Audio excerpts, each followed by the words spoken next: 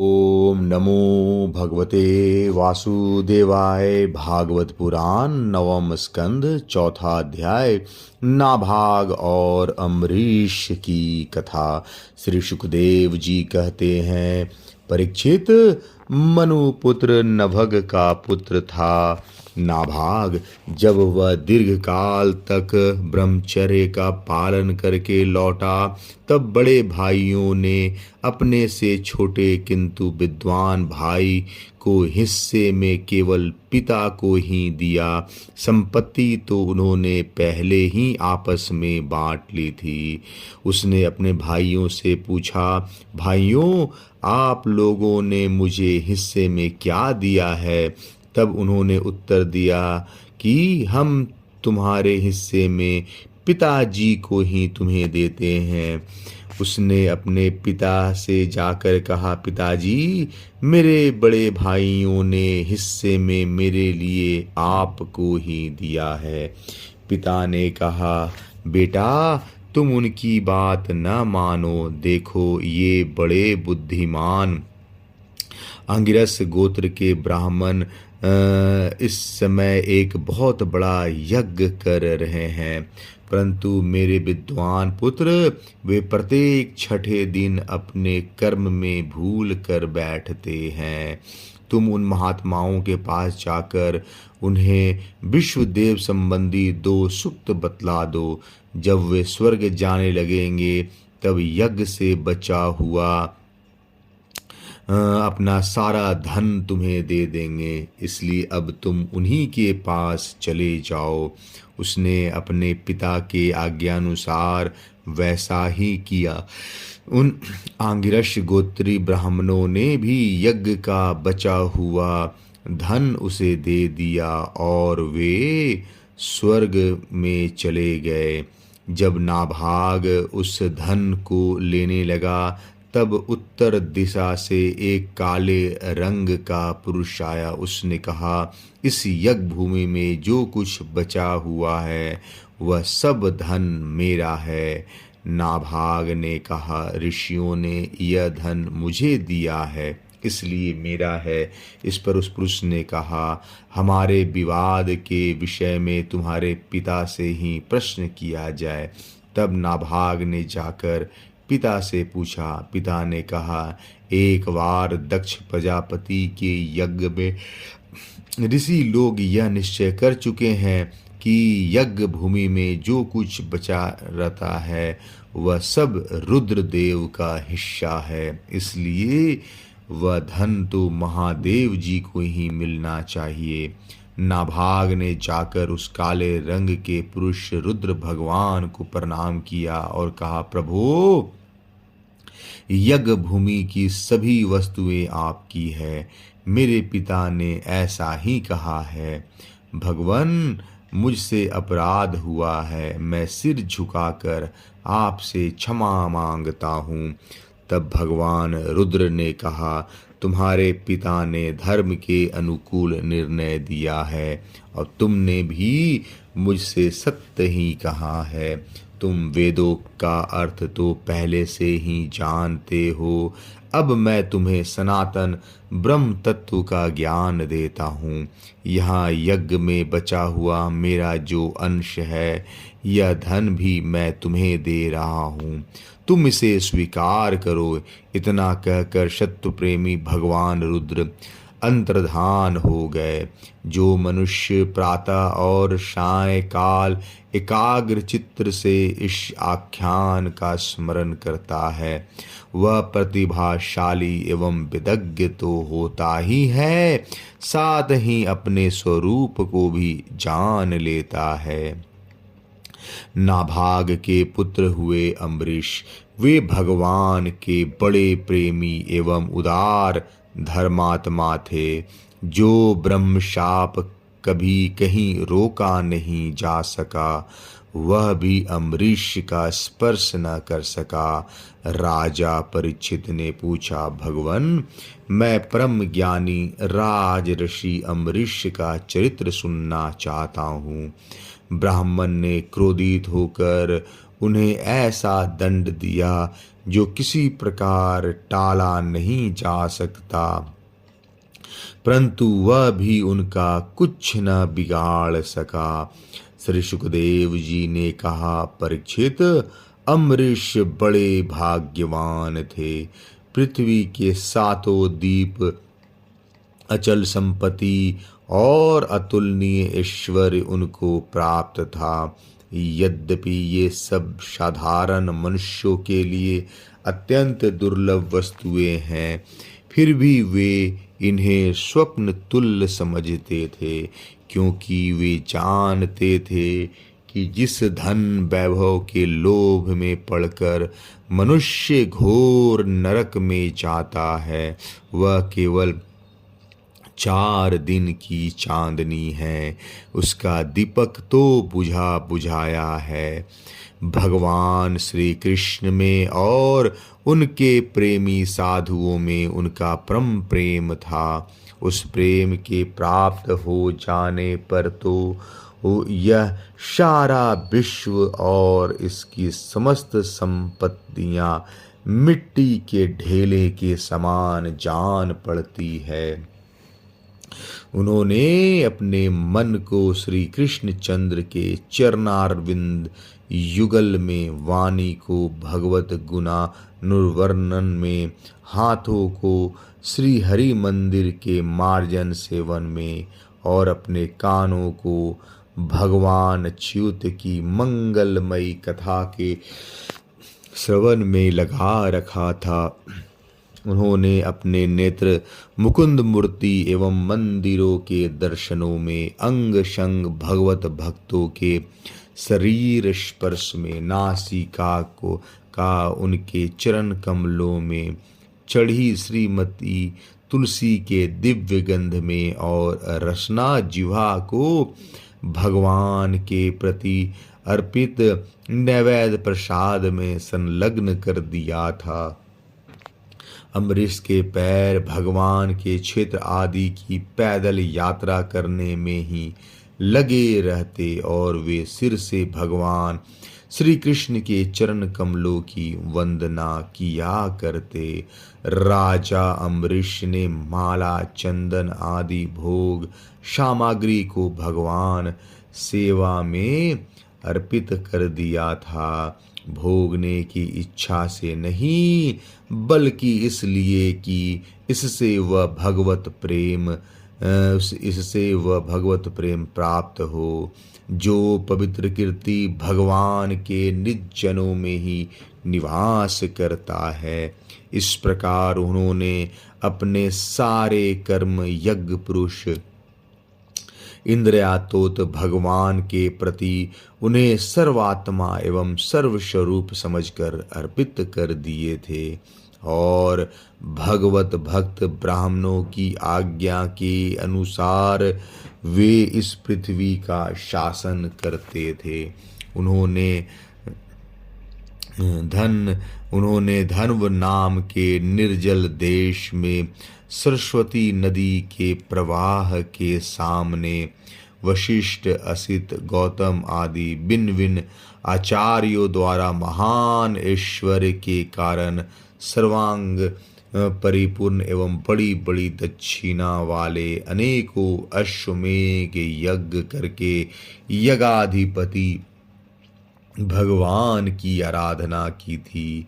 उनके यज्ञों में देवताओं के साथ जब सदस्य और ऋत्विज बैठ जाते थे तब उनकी पलकें नहीं पड़ती थी और वे अपने सुंदर वस्त्र और वैसे ही रूप के कारण देवताओं के समान दिखाई पड़ते थे। उनकी प्रजा महात्माओं के द्वारा गाए हुए भगवान के उत्तम चरित्रों का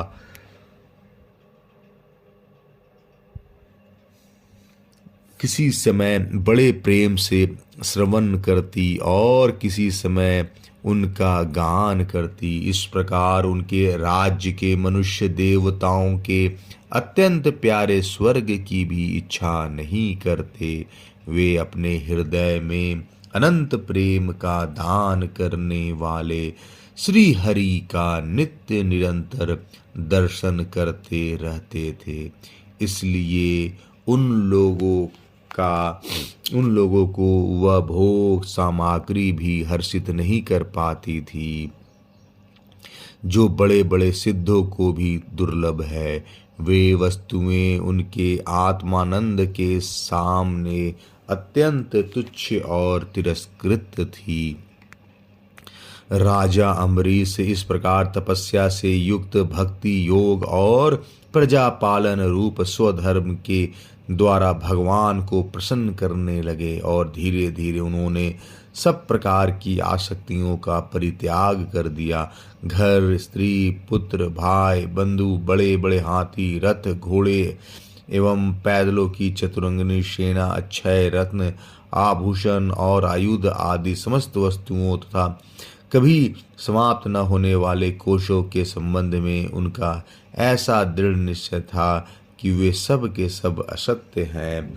उनकी अनन्य प्रेममयी भक्ति से प्रसन्न होकर भगवान ने उनकी रक्षा के लिए सुदर्शन चक्र को नियुक्त कर दिया था, जो विरोधियों को भयभीत करने वाला एवं भगवत भक्तों की रक्षा करने वाला है।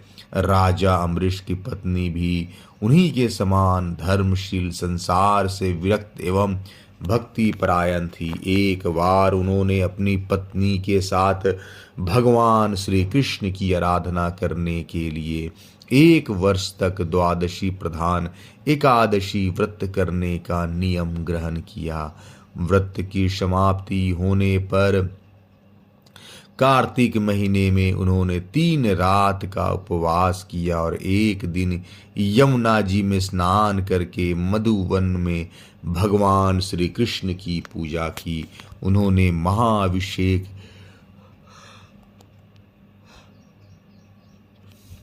महाअभिषेक की विधि से सब प्रकार सामग्री और संपत्ति द्वारा भगवान का अभिषेक किया और हृदय से तन्मय होकर वस्त्र, आभूषण, चंदन, माला एवं अर्घ्य आदि के द्वारा उनकी पूजा की।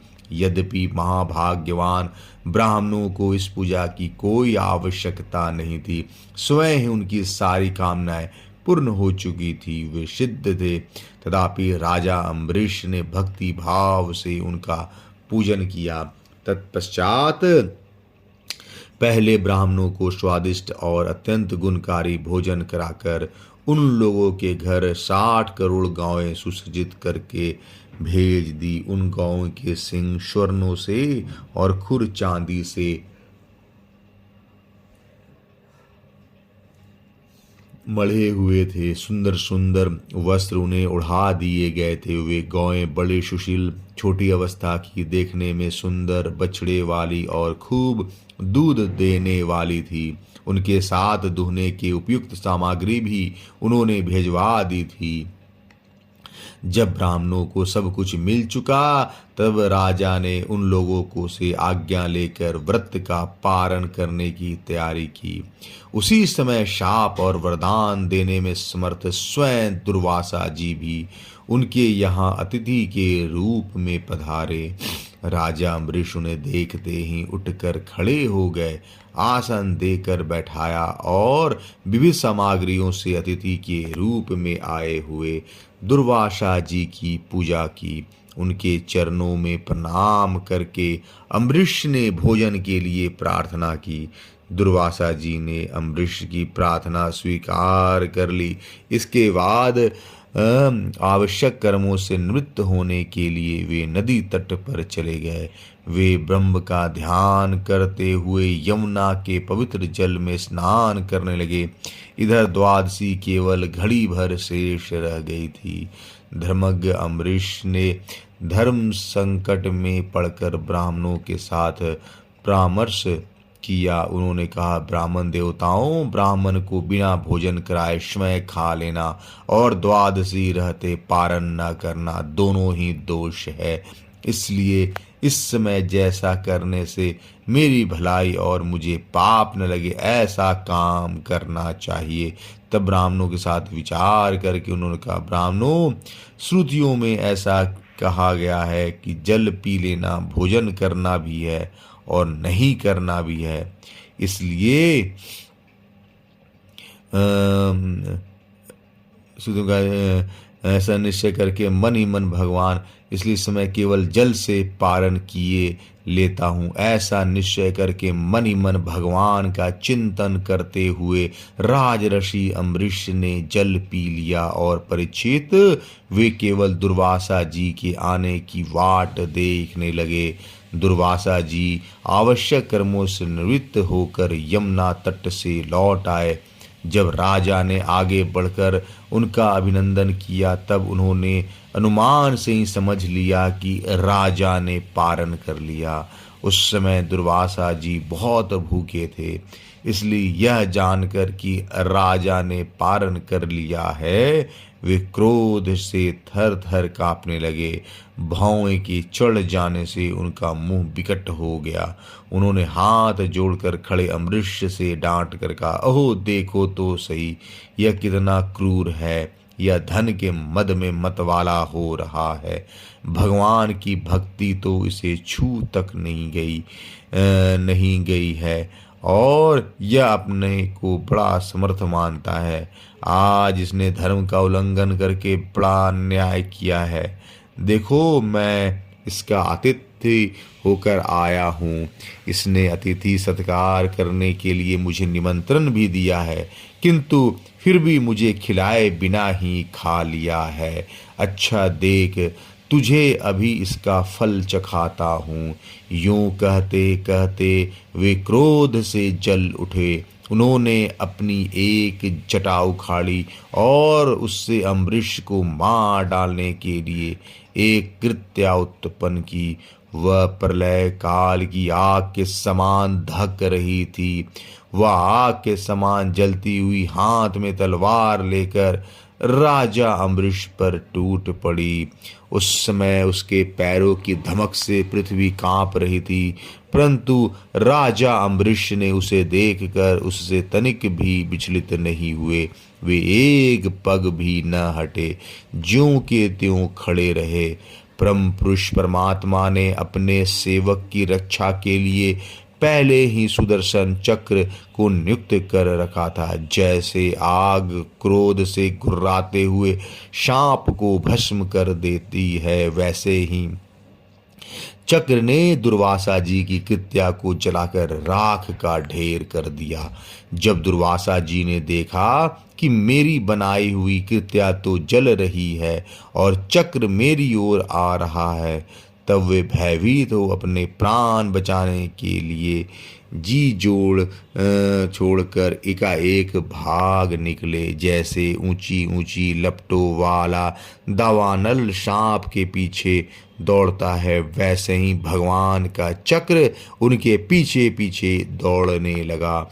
जब दुर्वासा जी ने देखा कि चक्र तो मेरे पीछे लग गया है, तब सुमेरु पर्वत की गुफा में प्रवेश करने के लिए वे उसी ओर दौड़ पड़े।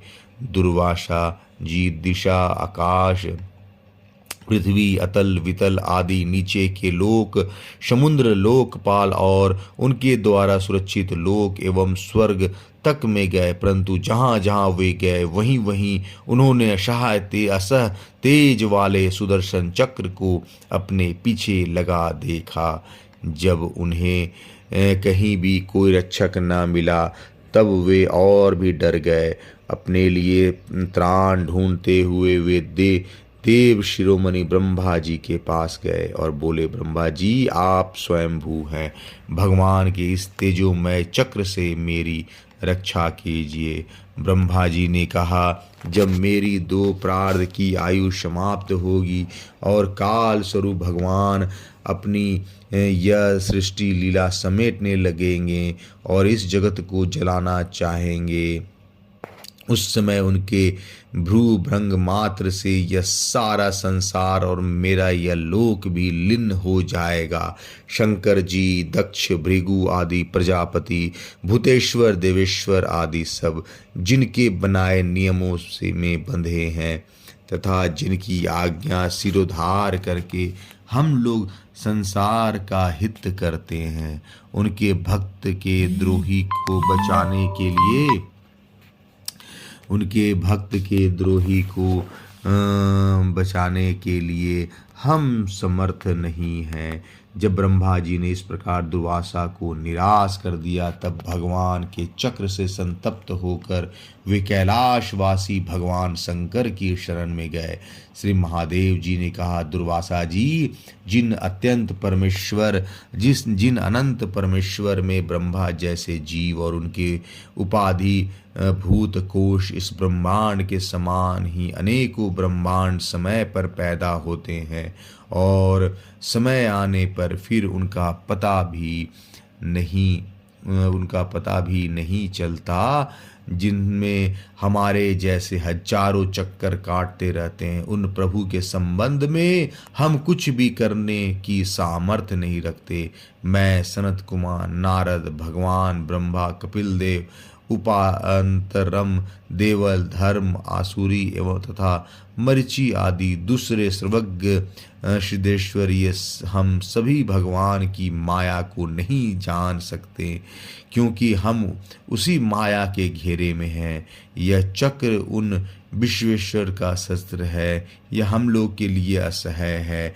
तुम उन्हीं के शरण में जाओ, वे भगवान ही तुम्हारा मंगल करेंगे। वहाँ से भी निराश होकर दुर्वासा भगवान के परम धाम बैकुंठ में गए। लक्ष्मीपति भगवान लक्ष्मी के साथ वहीं निवास करते हैं। दुर्वासा जी भगवान के चक्र की आग से जल रहे थे। वे कांपते हुए भगवान के चरणों में गिर पड़े। उन्होंने कहा, हे अच्युत, हे अनंत, आप संतों के एकमात्र वांछनीय हैं। प्रभु विश्व के जीवन दाता हैं। मैं अपराधी हूँ, आप मेरी रक्षा कीजिए। आपका परम प्रभाव न जानने के कारण ही मैंने आपके प्यारे भक्त का अपराध किया है। प्रभु, आप मुझे उससे बचाइए। आपके तो नाम का ही उच्चारण करने से नार की जीव भी मुक्त हो जाता है। श्री भगवान ने कहा, दुर्वासा जी, मैं सर्वथा भक्तों के अधीन हूँ। मुझ में तनिक भी स्वतंत्रता नहीं है। मेरे सीधे साधे सरल भक्तों ने मेरे हृदय को अपने हाथों में कर रखा है। भक्तजन मुझसे प्यार करते हैं और मैं उनसे। ब्राह्मण, अपने भक्तों का एकमात्र आश्रय मैं ही हूँ, इसलिए अपने साधु स्वभाव भक्तों को छोड़कर मैं न तो अपने आप को चाहता हूँ और न अपनी अर्धांगिनी विनाश रहित लक्ष्मी को। जो भक्त स्त्री पुत्र गृह गुरुजन प्राण धन इहलोक और परलोक सबको छोड़कर केवल मेरी शरण में आ गए हैं, उन्हें छोड़ने का संकल्प भी मैं कैसे कर सकता हूँ। जैसे सती स्त्री अपने पातिव्रत से सदाचारी पति को वश में कर लेती है, वैसे ही मेरे साथ अपने हृदय को प्रेम बंधन से बांध रखने वाले समदर्शी साधु भक्ति के द्वारा मुझे अपने वश में कर लेते हैं।